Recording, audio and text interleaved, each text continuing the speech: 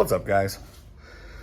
So, the video you guys are about to watch isn't gonna make a whole lot of sense. I want to take a second to explain why. So I've watched, YouTube just like everybody else, and you always hear when guys' SD cards get corrupted and they lose a bunch of videos, and I'm like, yeah, likely story. Well, my micro SD card got corrupted and I lost a bunch of videos.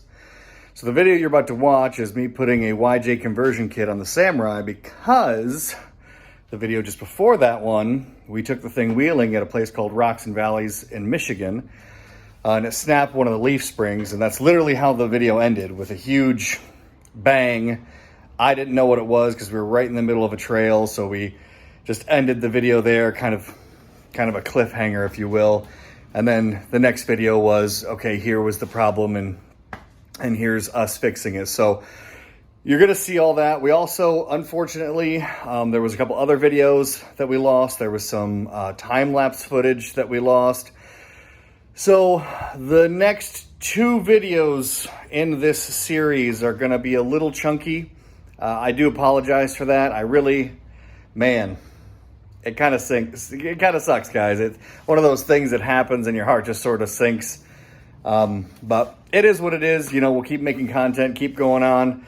If you do like what we do, now's the perfect time to subscribe, because, boy, my heart hurts so bad, and your subscription would just make me feel so much better.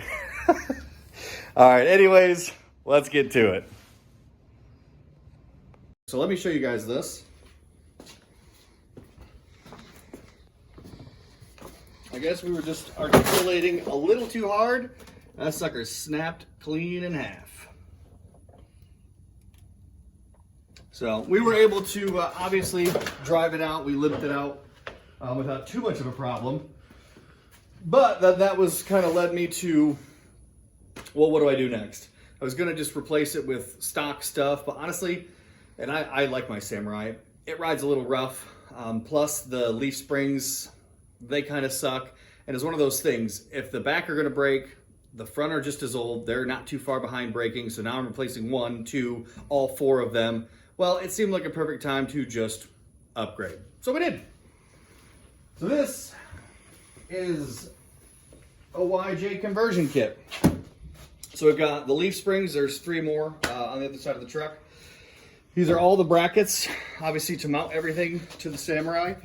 And here, this came with all of the leaf springs. This is where basically all of your bushings and some of the stuff, I'm not gonna be able to use this. I'm not gonna need to use this. It just honestly was a really good deal. So it didn't matter, because I needed about 80% of what they were selling.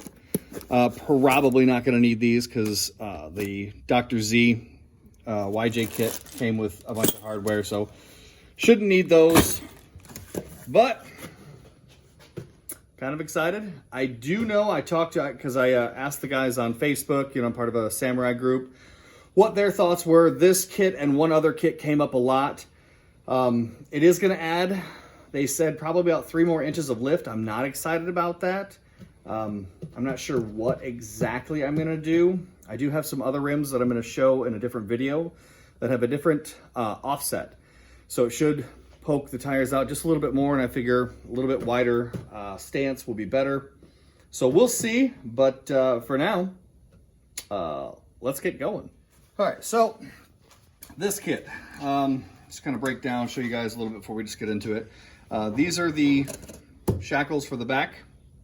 We actually are gonna go to a missing link on the front, which I'm kind of excited about. I've never run a missing link before, but it's gonna go like this in the front, and these are the ones on the bumper. These 2 brackets will go on the back side, but on the ones closest to us, these go over the front mounting brackets, and then we're gonna have to drill, so they'll go basically like this. We'll put a bolt in, we'll have to drill these holes out, and then we've got more hardware to put in, and then the shackle attaches here. These are basically bump stops for the missing link setup. And these little guys right here will go through like that. And then every time these are kind of resting, they're going to rest on this instead of just beating the crap out of themselves. So obviously, well, maybe not obvious. When you get this kit, if, I don't know, maybe one of you guys are Samurai guys and you want to do a YJ kit, I would highly recommend this. Dr. Z, everybody knows who he is. As far as like Samurai guys all know who he is.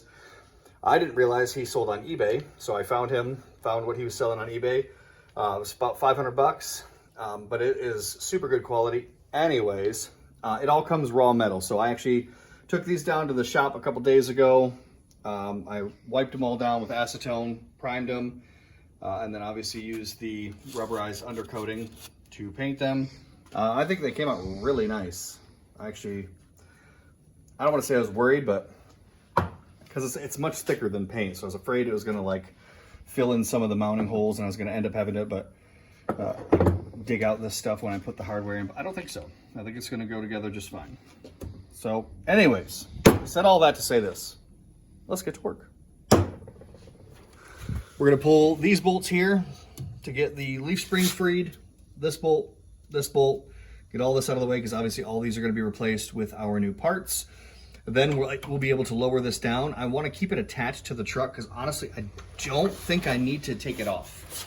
There should be enough stretch here with our brake lines. I'll just put it on some jack stands. Anyways, then we'll be able to get an impact in. We'll be able to pull this plate off, these U-bolts, free those up. Once all that crap's out of the way, essentially, we just do the reverse, put our kit back on. I want to say this should be pretty quick. Or at least straightforward, maybe not quick. Quick might be the wrong word. But yeah, so let's get it. Little update on what we've done so far. So we've got this leaf spring completely removed. The other one, it just needs the 4 bolts removed that holds it onto the axle. But that shackle is off. And then that shackle, I mean, if you want to call it a shackle, it's actually an adapter.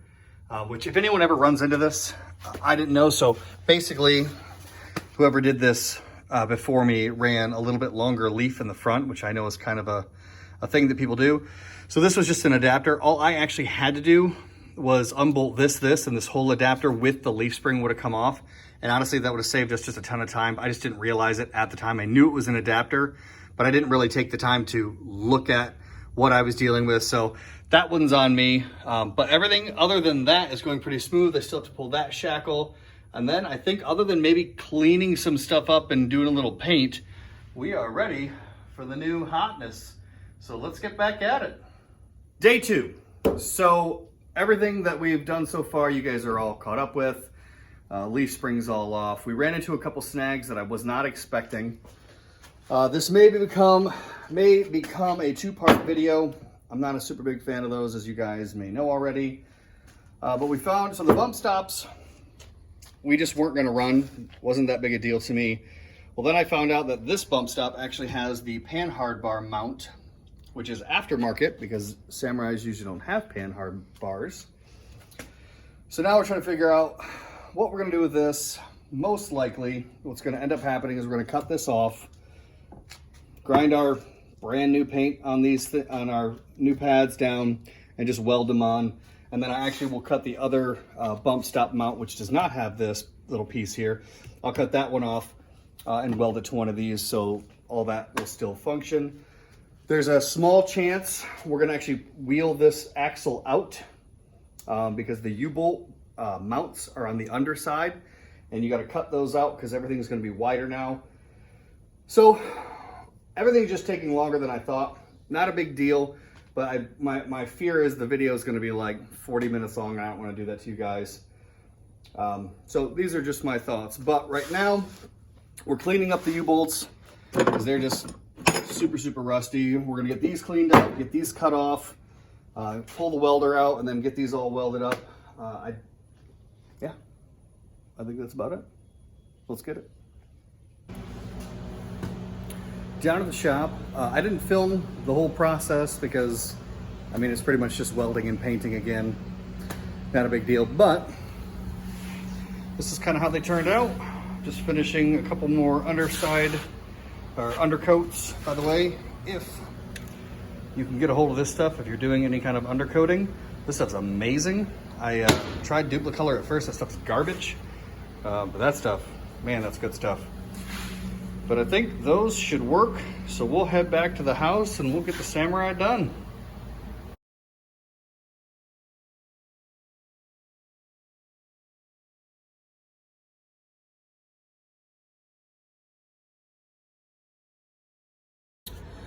So you're probably gonna notice things have kind of changed a little bit.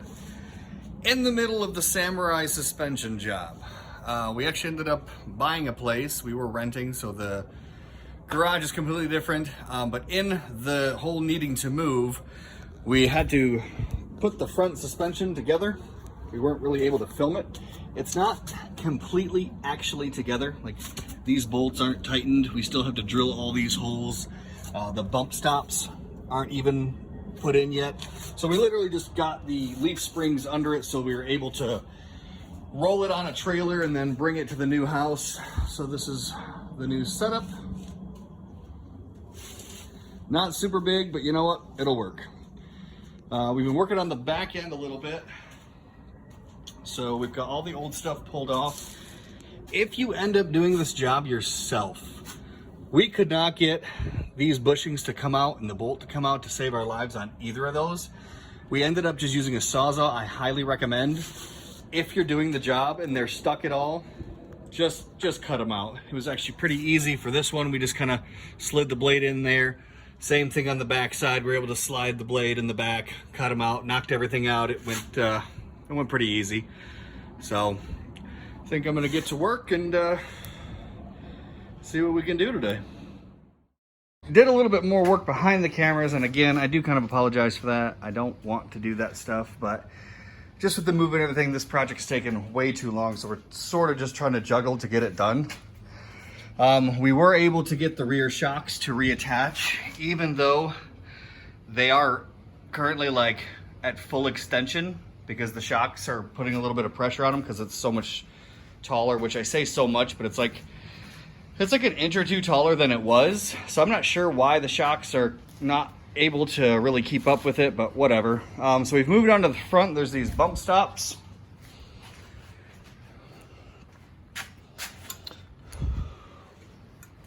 Which originally, there's no manual for this. So at first I thought they must have gone something like this. Obviously this one would be on that side. They went like that, but actually they go in here. So my bumper was already attached to that, so we are currently in a huge fight and argument with the bumper. It believes it should stay, we think it should leave. So we're grinding. We got that side out enough to kind of walk the bumper around, so it's just dangling. But we are gonna get back to work and get this done. Okay, so we're gonna wrap this one up. For fear that this video is gonna go on too long, not to mention this project, like I mentioned before, it kind of just seems to drag on forever. So some of the issues that we ran into, basically, so I already had a spring over axle lift on this. Once we put the YJ conversion kit on it, it did bring it up like 2 more inches. I also didn't think about the fact that it pushed the front and rear axle forward and backwards.